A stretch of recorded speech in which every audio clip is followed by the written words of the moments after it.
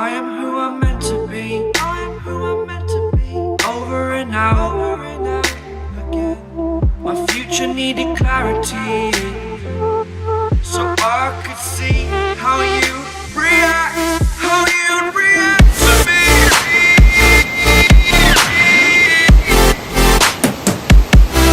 So much differently. I am take. Every time that I look back, I see my fortune. But you react to me.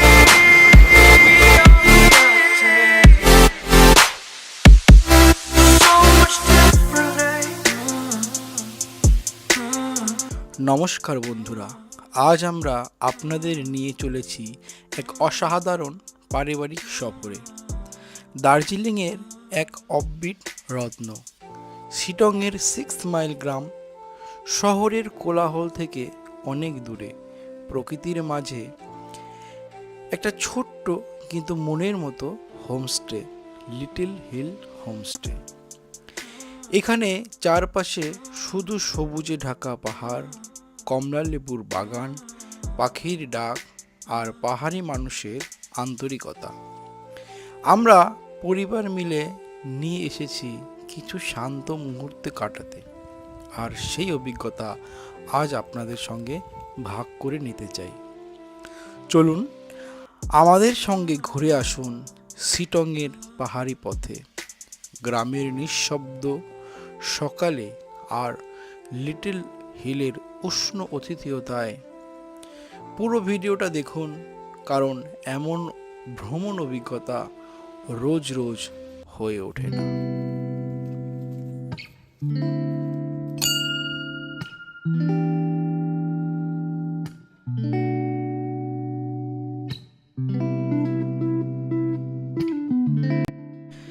পাহাড়ের কোলে এই ছোট্ট homestay, little hill homestay. আজকে দুপুরবেলার লাঞ্চটা আমরা এখান থেকে করে নেব, তারপর সামান্য একটু রেস্ট করে আমরা বিকালে একটু পথচারণ করে নেব। তারপরে আমরা কালকে যাব আশেপাশের বিভিন্ন ভিউ পয়েন্টে। এইটা হচ্ছে সেই লিটল হোমস্টে যেখানে আমরা এই কদিন থাকবো। তো বিকালে আশেপাশে একটু এদিক ওদিক ঘুরেই কিন্তু আজকের জার্নিটা আমরা রাতে এখানেই কাটাবো। তারপরে কালকে আমাদের মেন যাত্রা হবে শুরু। লিটল হিল হোমস্টে শিটংয়ের হৃদয়ে 6 মাইলে, দার্জিলিং জেলায় অফবিট রত্ন, 6 মাইল শিটং। আর এখানেই পাহাড়ের কোলে শান্ত, নির্জন আর মন ভালো করে দেওয়ার একটা হোমস্টে, লিটল হিল হোমস্টে। সকালে কুয়াশার পর্দা টানিয়ে সূর্য ওঠে, আর রাতের আকাশে দেখা মেলে হাজারো তারা। প্রকৃতির মাঝে পরিবার নিয়ে কাটানোর জন্য একদম পারফেক্ট জায়গা। কমলা লেবুর বাগান, পাহাড়ি পথ, গ্রাম্য আতিথেয়তা, প্রকৃতির শান্তি। এইরকম অভিজ্ঞতা যদি মিস করতে না চান, তাহলে একবার ঘুরে আসুন লিটল হিল থেকে। শিটং আপনাকে ডাকছে। আর এই ভিডিওর ডেসক্রিপশন বক্সে এই হোটেলের যারা রয়েছেন তাদের সঙ্গে যোগাযোগ করে কিন্তু আপনি যেতে পারেন।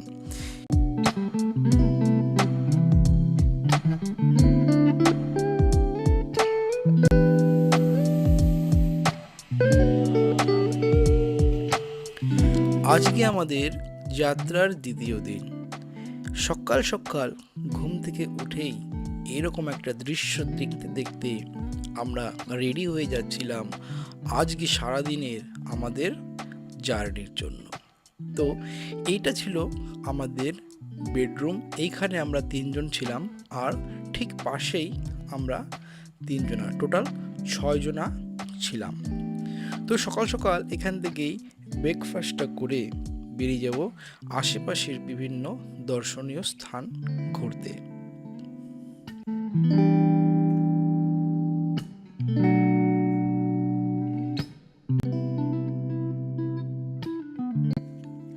লেপচা মনেস্ট্রি, থাম গ্রাম। স্থানীয়রা বলে এর বয়স 200 বছরেরও বেশি। মাটি ও বাঁশ দিয়ে তৈরি এই একটি বৌদ্ধ বিহার। মঠটি বাইরে থেকে একটা ছোট্ট কুঁড়ে ঘরের মতো। এর প্রকৃতির নাম আপার ঘাইলেটার লহং লেপচা বৌদ্ধ মঠ। কেউ কেউ লেপচা মনেস্ট্রি ডাকেন, কেউ বা মানা গ্রামের নিকটবর্তী হওয়ায় এর নাম মানা মঠও বলেন।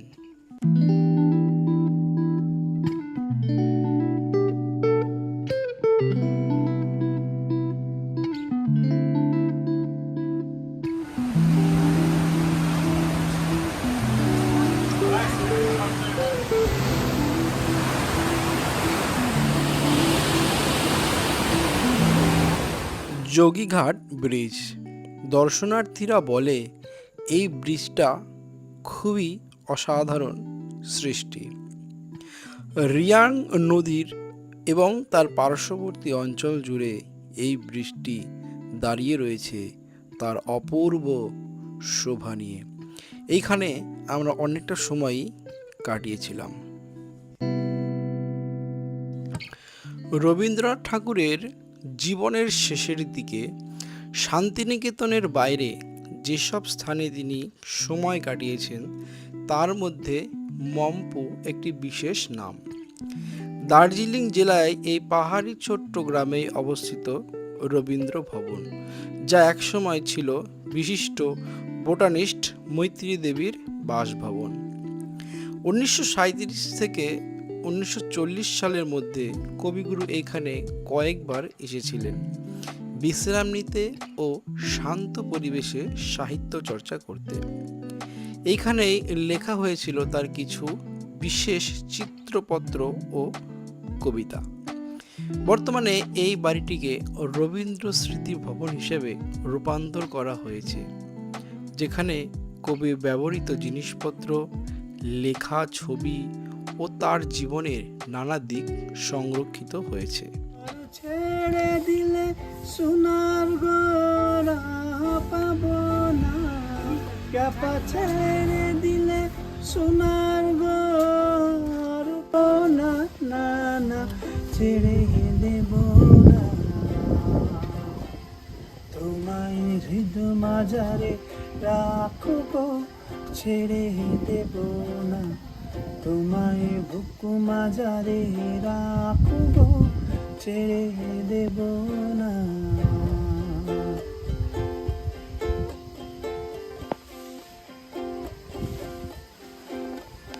যাব বুঝে খুলে খুলে,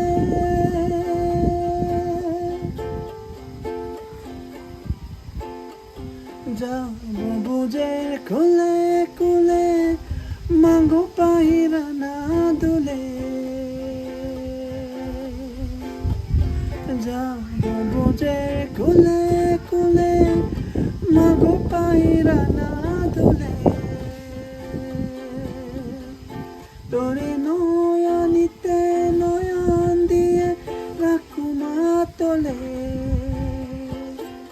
চলে গেলে চলে গেলে যেতে দেব না না না, যেতে দেব না তোমায় হৃদয় মাঝারে রাখবো, ছেড়ে দেব না তোমায় বুক মাঝারে রাখবো, ছেড়ে দেব না।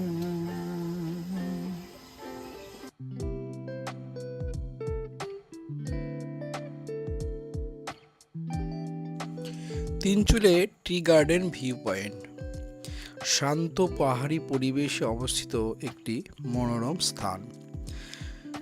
যেখানেই চোখ যায় সেখানেই সারি সারি চায় বাগান। কাঞ্চনজঙ্ঘা পর্বতের চূড়া খুব সুন্দরভাবেই এখান থেকে দেখা যায়। পাহাড়ি হাওয়া, চায়ের বাতাস, অপূর্ব দৃশ্য। দুপুরের লাঞ্চটা আমরা এখানেই করে নেব। এইবার এখান থেকে লাঞ্চ করে আমাদের পরবর্তী ডেস্টিনেশন হচ্ছে লামাহাট্টা, যেখানে মেঘ এসে গায়ে হাত রাখে, পাইন গাছের ফাঁক দিয়ে সূর্য ঝাঁকায় আলো, আর নিঃশব্দে দাঁড়িয়ে থাকে কাঞ্চনজঙ্ঘার স্নিগ্ধ রূপ। সেইখানেই লুকিয়ে আছে লামাহাট্টা। লামাহাট্টা ভিউ পয়েন্ট যেন প্রকৃতির লেখা এক কবিতা, যেখানে আকাশ, পাহাড় আর সবুজে মেরা নিস্তব্ধতা মিলে রচনা করেছে এক গভীর অনুভব। সাজানো বাগান, প্রার্থনার চিহ্ন স্বরূপ দাঁড়িয়ে থাকা ভিউ পয়েন্টের ক্রস, আর দূরে দেখা কাঞ্চনজঙ্ঘার শুভ্র হাসি, সব মিলে এক অপার্থিব পরিবেশ। লামাহাট্টার সেই সৌন্দর্য যেটা চোখে দেখা যায় কিন্তু হৃদয়ে অনুভব হয় আরও গভীরভাবে।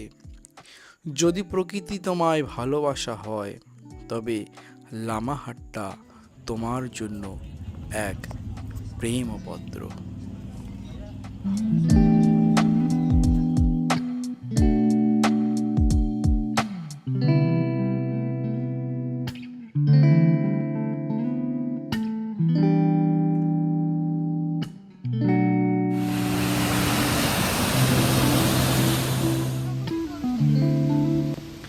লামাহাট্টা থেকে এইবার আমাদের গন্তব্যস্থল আমাদের হোমস্টে। পথিমধ্যে আমরা কয়েকটা জায়গায় দাঁড়িয়েছি এবং আস্তে আস্তে সন্ধ্যার মধ্যে আমরা পৌঁছে গেছিলাম আমাদের হোমস্টে। হোমস্টেতে গিয়েই রাতেই এক দুর্দান্ত ব্যবস্থা রয়েছে, সেটা হচ্ছে চিকেন বারবিকিউ।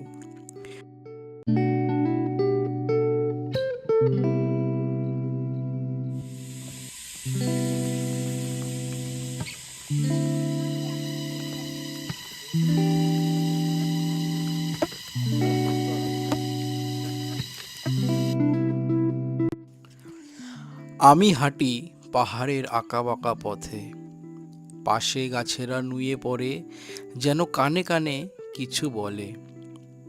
হাওয়ার ছোঁয়ায় চুল ওড়ে, মন ভরে ওঠে মুক্তির আনন্দে। প্রতিটি পা যেন ছুঁয়ে যায় এক অদেখা কবিতার স্তবক। নিস্তব্ধতা কথা বলে এখানে। মেঘেরা খেলা করে রোদ্দুরের সঙ্গে, দূরের পাখির ডাক, পাতার মৃদু সুর, সব মিলিয়ে যেন প্রকৃতি গেয়ে ওঠে তার নিজস্ব গান। এই পাহাড় শুধু পাহাড় নয়, এ যেন আত্মার এক শান্ত আশ্রয়। আমরা সেই হাঁটার পথেই পাহাড়কে খুঁজে চলেছি। প্রতিটি নিঃশ্বাসে গাথা ভালোবাসা, প্রকৃতির প্রেম।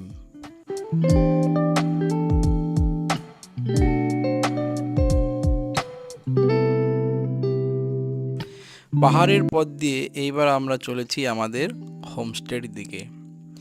এটা মোটেই একটা স্বাভাবিক রাস্তা ছিল না। এখানে এক পা যদি এদিক ওদিক হয় তাহলে কিন্তু দুর্ঘটনা ঘটার সম্ভাবনা রয়েছে। ভিডিওটা যারা যারা দেখছেন তাদের কাছে রিকোয়েস্ট করব এরকম রাস্তায় রিস্ক নিয়ে না যাওয়াই ভালো। কিন্তু আমরা জানি না কেন হাঁটতে হাঁটতে এই রাস্তা দিয়েই আমাদের হোমস্টে চলে গেছিলাম। খুবই কষ্ট হচ্ছিল, বয়স্ক লোকরা ছিলেন, কিন্তু তাদের জোশ এবং সক্ষমতা দেখে আমরা সত্যি খুবই অনুপ্রেরণা পেয়েছি। আমরা ভাবতেও পারিনি যে এই রকম রাস্তা দিয়ে তারা খুব সহজেই চলাফেরা করতে পারবে এবং নির্দিষ্ট জায়গায় তারা পৌঁছাতে পারবে।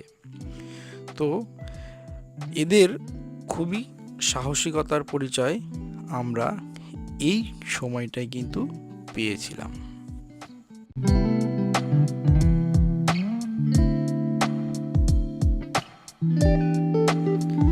এইবার আমরা চলেছি এইখানকার যে লোকাল বন্ধুরা আছে তাদের সঙ্গে একটা ছোট্ট স্নান করার জায়গায়।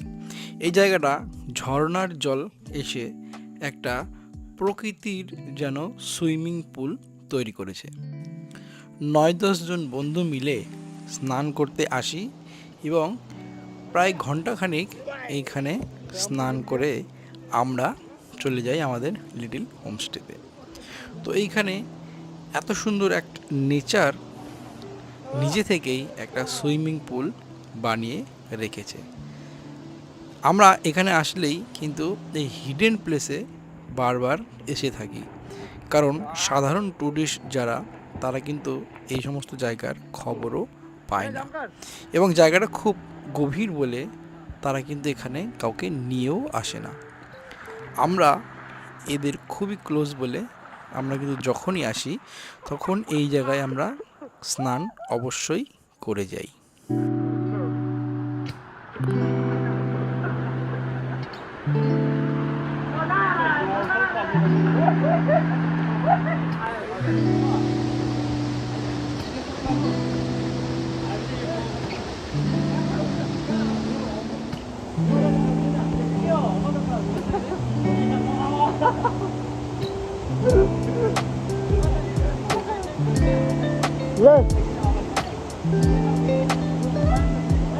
हाँ हो रहा है।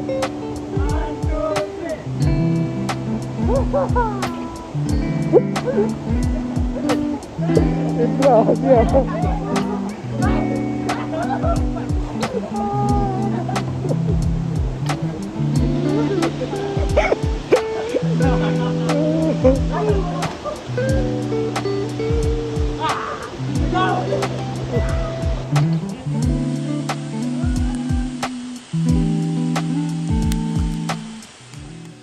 বিকালে আমাদের গন্তব্যস্থান ছিল Ahaldhara view point. Ahaldhara view point আমাদের হোমস্টে থেকে মাত্র 6 কিলোমিটার দূরেই অবস্থিত। অহলধারা ভিউ পয়েন্ট, যেখানে মেঘ এসে মুখে মুখ রাখে আর সবুজ পাহাড় চুপচাপ দাঁড়িয়ে থাকে আপন খেয়ালে। এখান থেকেই দেখা যায় অপার বিস্তৃত চায়ের বাগান, পাহাড়ের ঢালে ঢালে ছড়িয়ে থাকা গ্রামের ঘরবাড়ি, আর দূরে কখনো কখনো ধরা দেয় কাঞ্চনজঙ্ঘার শুভ্র শিখর। সকালবেলার রোদের ঝিলিক আর সন্ধ্যার হালকা কুয়াশায় এই স্থান যেন হয়ে ওঠে এক অপূর্ব অনুভব। অহলধারা শুধুমাত্র একটা ভিউ পয়েন্ট নয়, এটি যেন প্রকৃতির কোলে লুকিয়ে থাকা এক নির্জন কবিতা, যেখানে আপনি হারিয়ে যেতে পারেন নিজের মধ্যেই।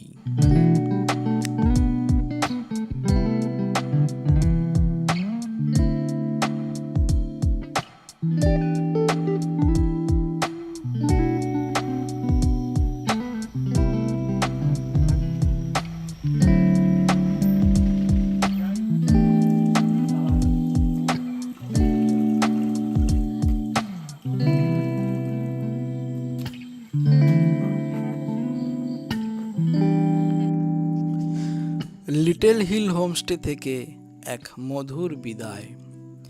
এই পাহাড়ি সফরের সবচেয়ে সুন্দর স্মৃতিগুলির মধ্যে ছিল লিটল হিল হোমস্টে। প্রকৃতির কোলে এই ছোট্ট ঘরটি শুধু থাকার জায়গা নয়, এটা ছিল আমাদের আশ্রয়। হোমস্টের মালিক ও পরিবারের আন্তরিকতা, হাসিমুখ আর যত্নে আমরা মুগ্ধ। ওদের ব্যবহার, আপ্যায়ন আর ভালোবাসা আমাদের মন ছুঁয়ে গেছে। বিদায় নিতে কষ্ট হচ্ছে, কিন্তু হৃদয়ে রয়ে গেল একরাশ ভালো লাগা আর কৃতজ্ঞতা। আশা করি আবার দেখা হবে। Bengal safari park. পশ্চিমবঙ্গের উত্তরে শিলিগুড়ির অদূরেই অবস্থিত বেঙ্গল সাফারি পার্ক উত্তরবঙ্গে প্রথম ও একমাত্র বন্যপ্রাণী সাফারি পার্ক। এই পার্কটি সেবক রোডের পাশেই মাটিগাড়ার অরণ্য ঘেরা অঞ্চলে প্রায় 297 হেক্টর এলাকা জুড়ে বিস্তৃত।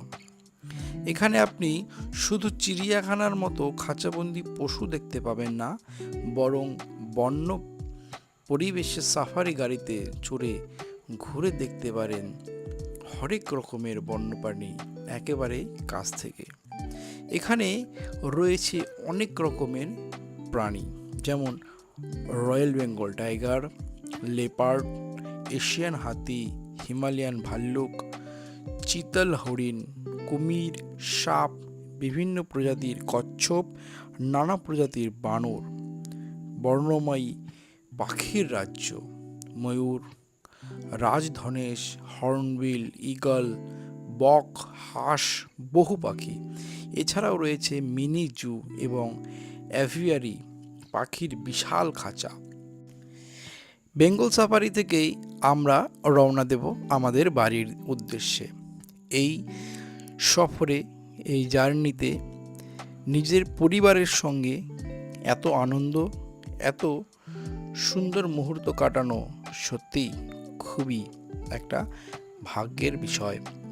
তো যাই হোক, এখান থেকে আমরা চলে যাব আমাদের বাড়ির উদ্দেশ্যে। দেখা হবে পরের ভিডিওতে।